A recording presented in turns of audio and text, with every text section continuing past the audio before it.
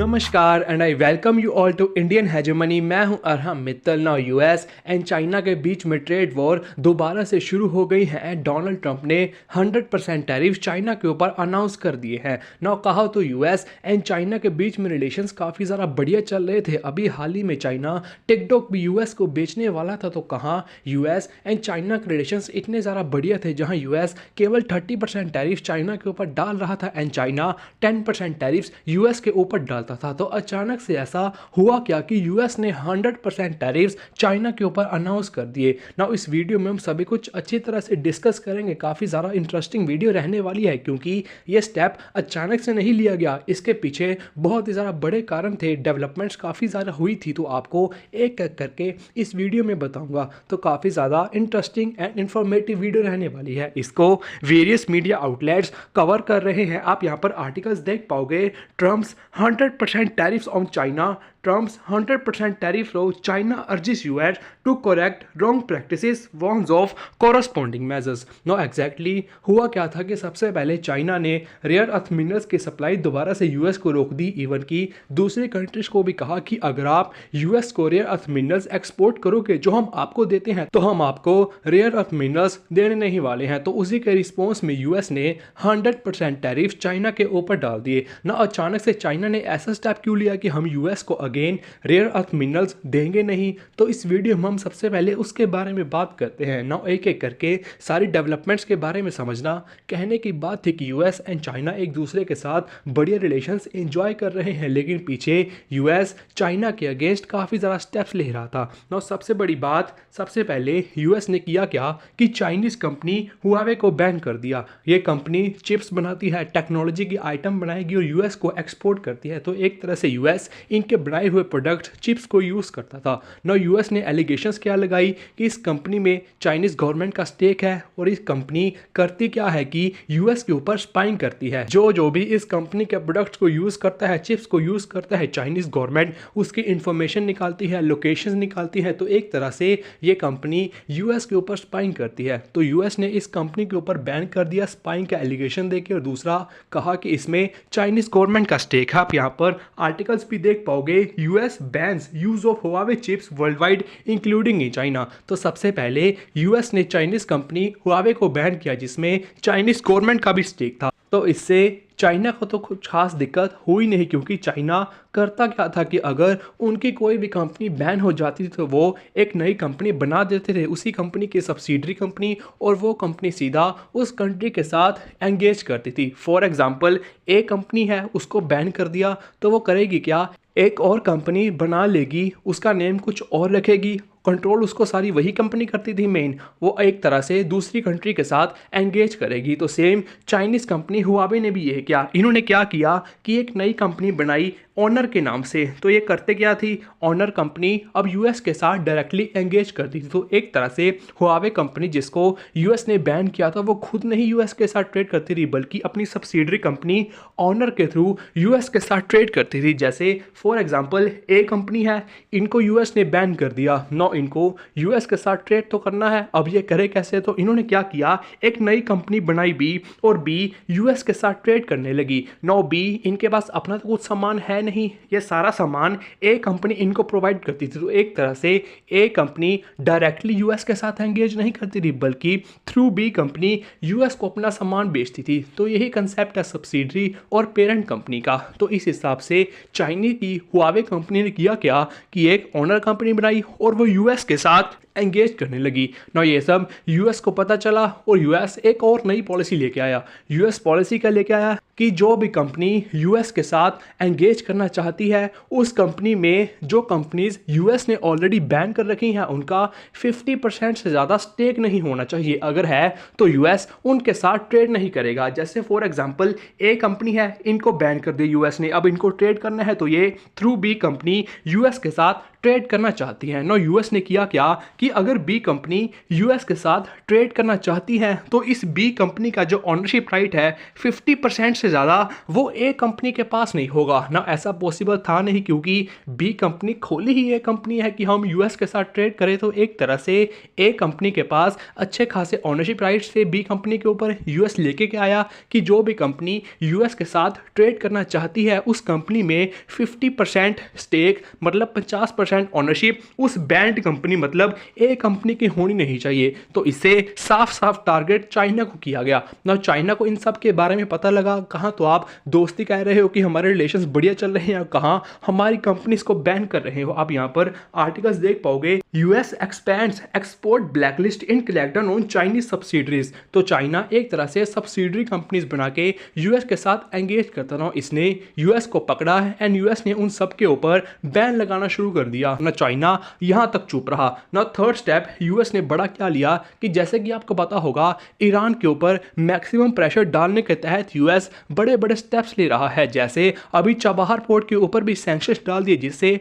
India को भी काफी ज्यादा बड़ा इंपैक्ट पड़ा ना। इसी के चलते यूएस ने चाइनीज रिफाइनरीज के ऊपर भी सैंक्शन डाल दिए कि आप ईरान से ऑयल परचेज कर रहे हो। तो सबसे पहले चाइना की कंपनीज के ऊपर बैन लगाया, उसके बाद चाइना की रिफाइनरीज के ऊपर भी इन्होंने सैंक्शंस डाल दिया। आप यहाँ पर आर्टिकल्स देख पाओगे, US imposes sanction on China refinery for Iran oil purchases. तो उसके बाद चाइना की रिफाइनरीज के ऊपर भी इन्होंने सैंक्शंस डाल दिए कि ये ईरान से ऑयल परचेज कर रहे हैं ना। यहाँ तक चाइना ने फिर भी कुछ नहीं कहा कि ठीक है। उसके बाद यूएस को तो खुली छूट मिल गई, चाइना कुछ कह नहीं रहा है तो यूएस और स्टेप्स लेने लगा ना। चौथा बड़ा स्टेप्स यूएस ने लिया क्या कि जो भी शिप चाइनीज मेड होगी या चाइना का सामान यूएस में लेके आ रही है उसको $80 पर टन के हिसाब से एक फीस देनी पड़ेगी। जैसे कि आपको पता होगा, अगर कोई भी कंट्री सामान एक्सपोर्ट करती है तो वो ज़्यादा शिप के थ्रू ही एक्सपोर्ट करती है। तो सबसे ज़्यादा सामान बनाता कौन है? चाइना। तो एक तरह से सारी दुनिया में मेन सामान चाइना ही एक्सपोर्ट करता है। तो China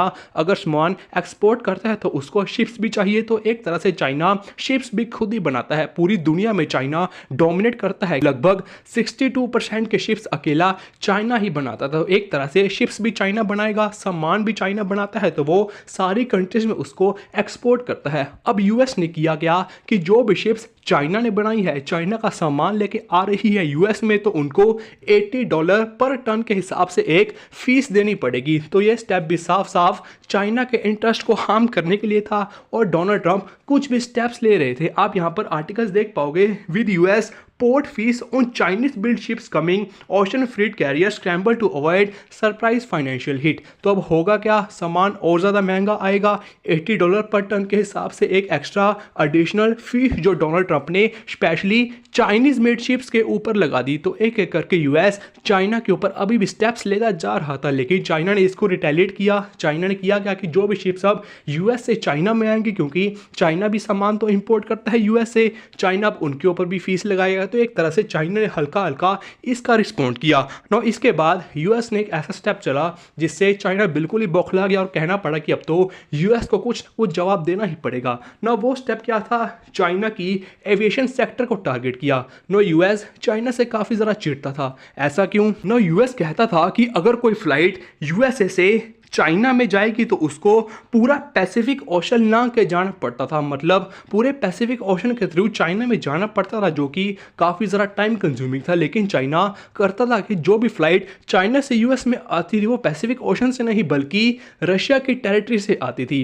as you all know, US and Russia के बीच में तो काफ़ी बड़ी दुश्मनी है। डोनाल्ड ट्रंप कितना कहते रहे कि पुतिन हमारा बढ़िया दोस्त है, लेकिन ओवरऑल यूएस एंड रशिया की कुछ खास बनती नहीं है। तो एक तरह से यूएस रशिया का एयर स्पेस यूज़ नहीं करता था और पूरा पैसिफिक ओशन घूम के चाइना के पास जाता था। तो पैसिफिक ओशन में कोई लैंड है नहीं, मौसम कभी भी खराब हो सकता है। तो एक तरह से रिस्क काफ़ी ज़्यादा था, टाइम कंज्यूमिंग भी काफ़ी ज़्यादा था, उसमें पैसा भी काफ़ी ज़्यादा खर्च आता था। तो एक तरह से यूएस काफ़ी ज़्यादा रिस्क के साथ पैसा खर्च करके चाइना के पास जाता था। लेकिन चाइना वही सेफ्टी के साथ रशिया के थ्रू यूएस में एंटर कर जाता था ना। रशिया लैंड लॉक एरिया है, अगर एमरजेंसी पड़ी तो लैंडिंग कर लेंगे, क्योंकि रशिया एंड चाइना के रिलेशंस काफ़ी ज़्यादा बढ़िया है। एक तरह से सेफ्टी सेफ्टी रहेगी, टाइम भी कम कंज्यूम होगा और पैसे भी कम खर्च होंगे। तो यूएस चाइना से काफ़ी ज़्यादा चिढ़ता रहा कि चाइना अगर अपनी फ्लाइट यूएस में लेके आता है तो पैसे बहुत ही ज़्यादा कम लगते हैं, लेकिन अगर यूएस चाइना में लेके जाएगा तो उसको पूरा पैसिफिक ओशन लांघना पड़ता है, क्योंकि यूएस रशिया की टेरिटरी तो यूज़ करता नहीं है। तो एक तरह से यूएस चाइना के ऊपर चिढ़ता बहुत था।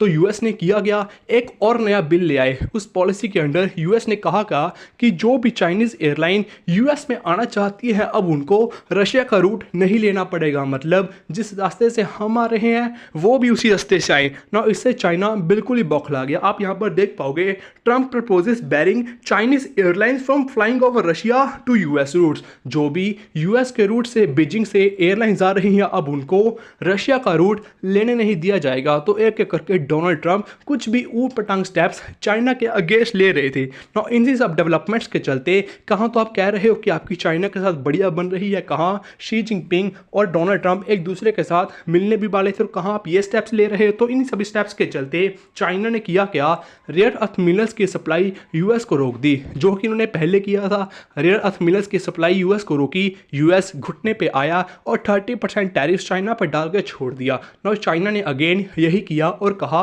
हम आपको रेयर अर्थ मिनरल्स नहीं देंगे, और इवन की दूसरी कंट्रीज को भी कहा कि हम आपको जो रेयर अर्थ मिनरल्स एक्सपोर्ट करते हैं वो आप यूएस को नहीं दोगे, अगर आप उनको यूएस को दिया तो हम आपको रेयर अर्थ मिनरल्स देना रोक देंगे।